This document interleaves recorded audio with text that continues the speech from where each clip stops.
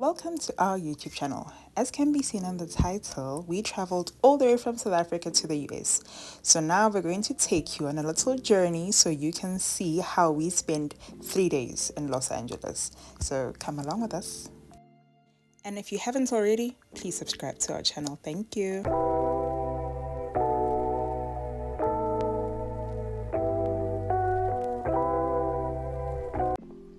Cool. So how was that? So it was very tiring. We were exhausted by the time we arrived in the airport. The airport was pretty deserted. Not too many people in there, but not a lot of shops as well, which was surprising. So when we had to get a SIM card to call our Uber or our Lyft, which is their version of Bolt, we struggled because there were no shops to actually buy the SIM card from, except for one that was selling one SIM card at $100, which is a bit pricey for a SIM card. So we then ended up getting a meter taxi, which is very expensive. The trip cost us about $100, including the tip, from LAX all the way into Glendale, which is in the northern suburbs of LA. It's sort of an Albanian kind of neighborhood, just below the more popular neighborhoods of Beverly Hills and that sort of area. But it was a very nice area. The hotel was the Hyatt Place there. That was also a very nice hotel. When we got there, it was late, so I think we just went straight to the hotel room. Had to pay a bit of a deposit. A lot of US hotels want a deposit on arrival, and then you go to your room and then you sleep. So when we arrived in the room, we were greeted by a great view. But because we were so exhausted, we didn't really notice. Well, we did notice. We took a few videos, but we just ended up getting into bed and sleeping because we were 9 hours behind South African time. So I think it was about 4 a.m. in South Africa. And at that time, I think it was around 7:30, 8 p.m. in LA. So the jet lag was pretty bad at that point, especially through our layover in Singapore as well, the 12 hours that we spent there. So it was a very interesting experience, to be honest. Yeah, and I think we were on one of the longest flights in the world, so that completely finished us. When we got to LA, yeah, it was a bummer that we didn't have an eSIM. So if you ever find yourself traveling to the US, I suggest you get an eSIM in the country before you leave, or else you're just going to be stuck like us. We would have preferred to use an Uber because that would have been cheaper, but unfortunately it was quite late, so we just had to opt for using a meter taxi. But we were very happy to finally be in our hotel. I loved the hotel personally. The room was really big. You'll see in our room tour, and the view was good. The view was good as well. And I think we enjoyed our stay in that hotel. It included breakfast every morning, which was a plus because the stay in the US was a bit expensive. So we would definitely recommend having breakfast added to your hotel stays. And the breakfast was good. They tried to switch it up every morning. But yeah, it was fairly good. Coming from South Africa, I think we fairly enjoyed the breakfast every morning. There was nothing awkward that we experienced. So yeah, we would definitely recommend staying at the Glendale. The breakfast there was one of the best in all the hotels we stayed in. In the US, they have this thing where they like to have bacon and waffles and syrup every day as a breakfast main meal, basically, which is weird because obviously we're South African, we don't really do that. But they like having like a savory kind of sweet breakfast thing as their main most of the time, and on the third day it does get a bit tiring. But they had a bigger breakfast selection than the other hotels, so I did enjoy that. The area we were staying in had a mall in it. It's called Marcy's Department Store. So we then decided to go there to look for an eSIM as well as a universal charger, because we realized that we didn't get a universal charger and the hotel didn't have plugs, so you have to prepare yourself for that. So we ended up going across the street to this Marcy's. We found a Target, which is their version of Game. You guess you could say. But they have clothes in there as well.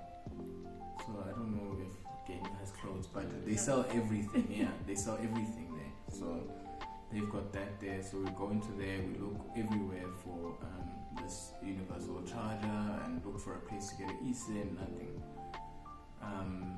So yeah, we struggled, we walked around the mall a bit. The mall had a lot of shops, so it was a bit overwhelming, and then we decided, okay, fine, you know what? Let's look for, I think we went and we looked for a T-Mobile, which is like one of their mobile carriers that side, one of their major mobile carriers, because we saw online that their eSIMs were a bit cheaper. So we went out of the mall, looked for a T-Mobile, got our eSIM. Once we got the eSIM, we were good. I think it was $30 for like 10 gigs of data, if I'm not mistaken, but unlimited calls though, and SMSs within the US, which for us was useless, but the data was good though. Yeah. So I think that was a pretty good deal. But what they do is these eSIMs only last for a month. After a month, like the eSIM then cancels. So it's very tricky to navigate, but you can do your research online. After getting our eSIM, we now needed to find a way to transport ourselves around Los Angeles. So, and after doing more research online, I found that no, there's an app now that they're using. It's called the Tap app. We'll also link that in the description. Where like you download the app and then you load money onto the card and then you just use it as a digital card on your phone wherever you're going, like whether it's the train or the bus. But in LA, then I've noticed that they're not too strict when it comes to checking. And when like you're tapping, like I actually struggle to remember times where we actually like tap to get in and get out. I think it's like we just go in and then you go out kind of thing. They're very chilled. Not that I'm saying do that, but it felt a bit weird having gone through all that effort to now be met with minimum resistance. But maybe that's just the way they can improve there. But their rapid transport system isn't that great. It's a bit dodgy, to say the least. You find all kinds of characters on there. It's not really for the faint-hearted. So maybe for those of you who are more reserved, who don't like getting yourselves into like strange environments, maybe stick to Ubers and Lyfts, I would say, if you are in the area. Anyway, after taking the train, I think we took the train, we got to Santa Monica Beach. Yes, that was the train, because I remember it went overground even to that last station at the end, right? Yeah, we went to North Hollywood. Yes, like North Hollywood. Yes, we went to North Hollywood, from North Hollywood then to Santa Monica. And then, there was a lot of stops, like 20 stops. But the train is like cheaper than Ubering around and all that. Ubering can get very expensive. So got to Santa Monica Beach. It was quite nice. There's a lot of food, a lot of attractions there. There's the beach, there's the pier. It's quite beautiful there. We didn't get an opportunity to test out the water that day, but I would have loved to. But lots of activities. It's definitely in my top 5 things to do while in Los Angeles. We even met a few South Africans there as well, which I was not expecting, but so big is our country that we will, most of the places we went to, we inevitably met South Africans. So yeah, that was interesting. Then after Santa Monica, what did we do? I think we headed back to the hotel. I think we went to Rodeo Drive. As mentioned, we took the trip to the Santa Monica Pier. It was really beautiful there, I agree. We didn't get on any of the rides, but we just stopped for some food and just enjoyed the view. It was really beautiful, and we took lots of pictures, obviously. And then we decided to take the bus to Rodeo Drive. The bus rides are always interesting. That evening, we took a bus ride, and there was a lady that generally got on with a wheelchair. So I think if you're on a wheelchair, you don't pay to get on. Yeah, so she didn't pay, she got on, and then at some point during the ride, she got off the wheelchair and she stood up. So yeah, that just gives you an experience of how things operate in America. But we were just glad to be in Rodeo. It was very nice. It's always nice to experience something that you see on TV, seeing it in person. It was at night, so it was nice and empty. We got to take some videos and pictures and walk around. But it was getting cold and dark, and we were hungry, so we just decided to take an Uber back to the hotel because we weren't willing to make the trip with the bus because we had an early morning the next day. Yeah. So yeah, that was it. I think we got to the hotel and we just Ubered some food because we didn't really have time to stop to get some dinner. So yeah, that just takes us then to our next day. The next day we had a couple of things planned. So post breakfast at the hotel, we then headed over to the Walk of Fame, which we definitely weren't willing to leave LA without visiting the Walk of Fame. It was nice, but it wasn't what I thought it was. It's just like a sidewalk that everybody just walks through as if we don't desire to be there one day. It's really long, so we used the metro to get there, and we just admired the stars that were right by the metro. We tried to look for some familiar stars. We only saw a few that we knew of. Personally, I did not know most of the people that were there, but it was definitely a wonderful experience. But we did not stay long because we were rushing to Universal Studios, which was the whole reason why we were in LA. We had to decide if we wanted to do Disney World or Universal Studios. So Universal Studios won, and we were very excited to be there because we both love Harry Potter. So obviously when we got there, we headed straight to the Hogwarts. What do they call it? Hogwarts World of Wizardry? Yeah, Hogwarts World of Wizardry. Yeah. I think. Yes, that's what it's called, yes. Yeah, and it was nice. I loved it. It was exactly like in the pictures. It felt like walking through. I would say you loved it. I think there was a train that was missing. Hogwarts Express was in Orlando. Yeah, okay, so I'm a TikTok person, and in researching the Universal Studios, I kind of missed the part where they didn't really specify, but the train that I wanted to get on, the Hogwarts train, was actually at the other Universal Studios. So when I got there, I was a bit disappointed because the train that is in LA, it's just there, it's not moving. You can't even get in it, it's just for pictures. But the whole experience was really nice. It was still feeling like walking through a Harry Potter movie, so it was amazing. How did you find it? No, it was nice. I just think it was very expensive. I think our tickets were 4,000 rand for both of us, so it was a bit expensive, especially because we only went to a couple of the places. It's so big that you can't get everything done in one day. So, and also it gets overwhelming because it was really packed. I think it gets packed all the time, but on that particular day it was very packed. It's very easy to get separated. If you're traveling in a group, it's easy to get separated. I would say that if you're traveling with children, I wouldn't advise.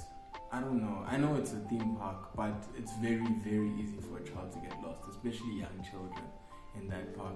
It's just chaos. You need to know what's going on. And the park is huge. It's nothing like we have here in South Africa. It was a lot to take in. People bashing into you, long lines. You have to kind of adjust because we're not really used to that sort of thing. But it was nice. They had a lot of rides, a lot of areas of interest. After after the Hogwarts Express picture, I think we took pictures in front of that Hogwarts Express that was standing still. Not the real one, the fake one, I would say. We ended up leaving, and then we headed to the Universal Studio Tour, and then we did that, which was also packed, a long line there, like I was saying, to get onto one of those tour bus thingies that they have, and then it takes you through the Universal Studio Park, where they record all their movies and their series as well. They've got a series division called Peacock. So yeah, they took us through all of that, showed us places where they had shot big movies, big scenes in popular movies. They had dummy versions, dummy stunts so that it turns into like a ride, kind of like a theme park ride. Even though it's a bus, there are parts where now they turn it into a ride. It's very interesting what they did. I remember there was a Fast and Furious kind of thing where it feels like the tour bus is falling, but it's not. There's some visual and physical effects that are going on there. And also there were the Jaws effects as well, with the fire and the water from the movie series Jaws. So it's a very immersive experience, I would say. It was quite something. I enjoyed that. Yeah, I did as well. But I would have loved to have done more, though, for that price point. I would have loved to have done more, but I think after that we just went to see a few more rides. We didn't even get on those rides, and then we just left the park afterwards on the train. And we headed back to the hotel. No. We headed to the observatory, the Griffith's Observatory, to see the Hollywood sign. That was interesting. It was further away from the Hollywood sign than I thought it would be, because it was so hard to actually get the Hollywood sign in a picture. You had to zoom in like really, really, really hard to actually get the Hollywood sign in at the back. Obviously, our research wasn't as good as we thought it was, but it was great fun. Took the bus up there, took the train and the bus. If you use the train and the bus, it's cheap. It's like maybe $5 to $10, I think. And then you walk around on top.